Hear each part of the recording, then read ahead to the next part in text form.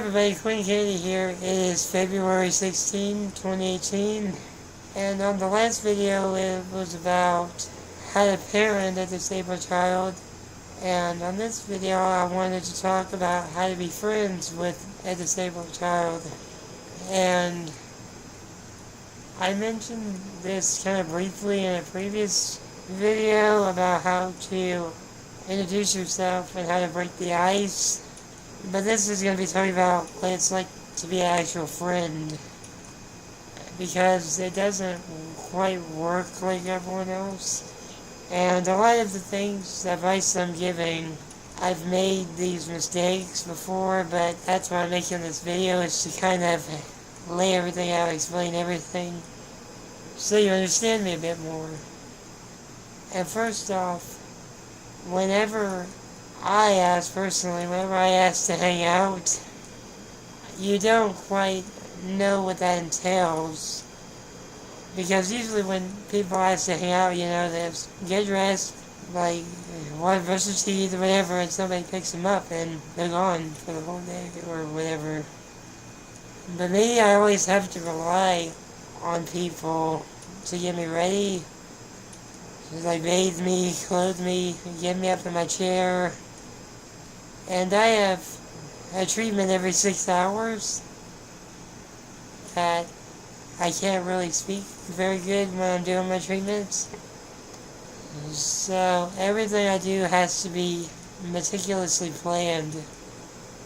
And I know in the time that we live in, that's very hard to do. Like, it'd be so much easier just to come whenever. And whenever I ask people to hang out, the time that I ask, that's because that's actually that time. And if I ask and it's all set up for that time, I am really banking on you being there at that specific time, because I've adjusted the schedule to be free on that particular day, subtracting homework and working around all my care I need.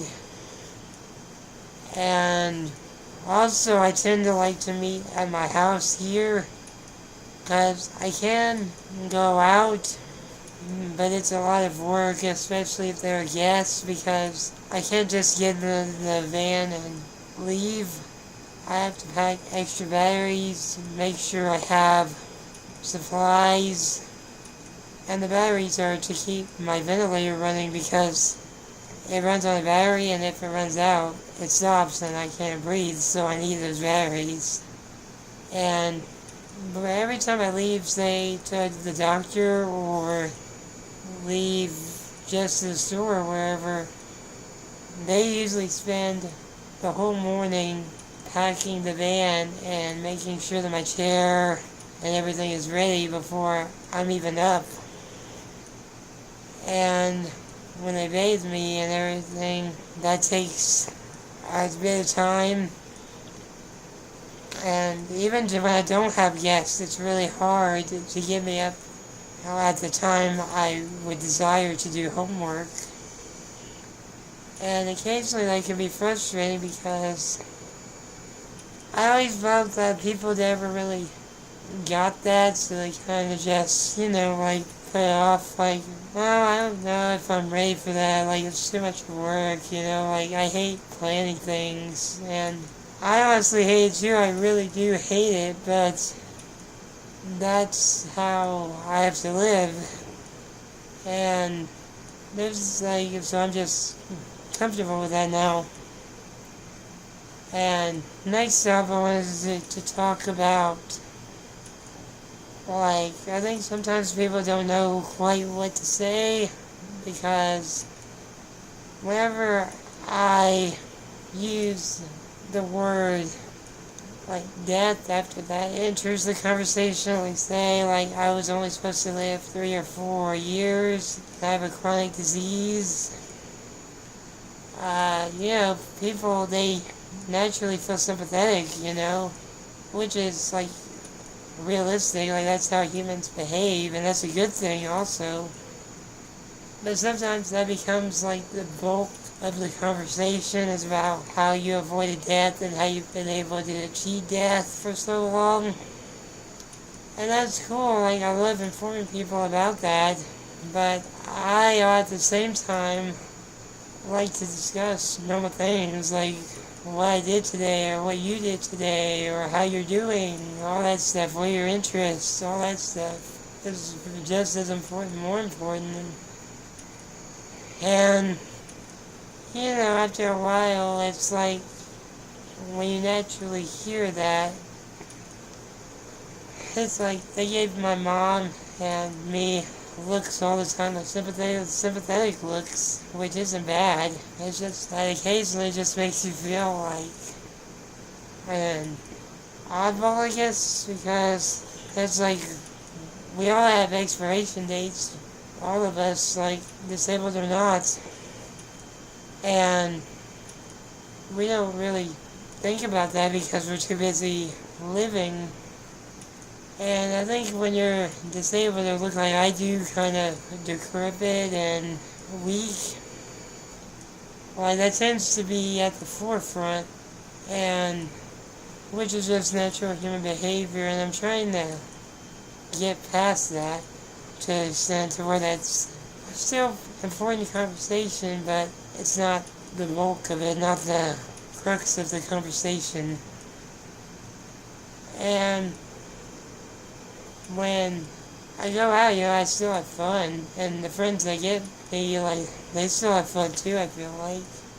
And it's just me, we're just friends hanging out. And I can do activities, but know that if I go out of the way, know that if I actually leave my house to do something with you, that's a big deal. That means that you mean a lot to me, because usually I don't go through that struggle. So if I've ever gone anywhere with you, anywhere to the movies, bowling or whatever, no, that's a huge deal because I never do that. I rarely do that. And, and I think that a lot of disabled people's parents don't give them that chance to make friends and make meaningful relationships. Because, without friends, what's life? Because, it's not about financial success or anything. It's about the people you meet and how many people have influenced you throughout your life and how many people have taught you lessons and important lessons at that. And if you're stuck in the house, with people that, that you see, every day, your family you see every day, which is a good thing, too. It's good to have that love. But, you occasionally need some separation if you can, just to break the monotony of it. And I've been so used for doing things the same way for so long that, I don't know, it affects my lifestyle to where now I don't like venturing out as much, which I'm trying to break with these vlogs and everything. But so if you're ever friends with a disabled person like me, know that there are just some differences, and I feel like if you're a true friend, then you'll be okay with that. And if not, it's not for everybody. I get that it's not really for everybody, but, that's just how it is. And on the disabled people side, I'd have to give advice that say, don't get offended whenever, say, they can't hang out. Don't get offended, because, I've seen some that go to the conclusion that, they don't want to hang out with me, but that's not always true, we live in a busy time where people have to work or go to college, And just because they don't want to hang out doesn't mean that they don't want to see you. It just means that they probably don't have time. And yeah, when I was a kid, that was a big deal to me. Like, I really took it personal, but, over the years, it's just, I've learned it's just how life is, especially since I've started college and doing all these homework assignments, and it's really taxing on you and your body and your mind. So, I get it, and I think everyone should understand that too. You're not just disabled people. That when people say don't feel like hanging out, they don't necessarily always mean they don't want to hang out with you. It's just their schedule. So I think that's a good place to end it. Thank you for watching. This has been Quinn Kennedy rolling out. See you next time.